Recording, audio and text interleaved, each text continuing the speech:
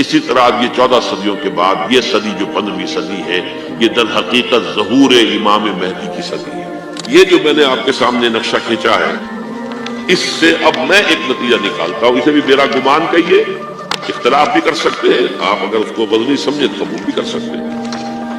وہ یہ ہے کہ میرے نزدیک ان کے ظہور کا وقت قریب ہے۔ میں تو جو احوال دیکھ رہا ہوں، یعنی اسرائیل کا قائم ہو جانا، اور اس کے بعد اب یروشلم کا مسلمانوں کے ہاتھوں سے نکل جانا، اور اب گویا کہ وہ الملحمۃ العظمیٰ جو ہے تلی کھڑی ہے، کسی بھی وقت جو ہے یہ جو ہے وہ لاوا پھٹ سکتا ہے، آتش فشاں پھٹ سکتا ہے۔ تو یہ تمام حالات ایسے ہیں کہ جن کی وجہ سے میں سمجھتا ہوں کہ ایک تو جو قرآن مجید کے اشارات میں نے آپ کو بتائے، 14 صدیاں، 14 دن میں چاند کا پورا ہونا، والقمر اذا اتسق، 14 دن میں 14ویں کا چاند۔ اسی طرح یہ 14 صدیوں کے بعد یہ صدی جو 15ویں صدی ہے، یہ در حقیقت ظہور امام مہدی کی صدی ہے۔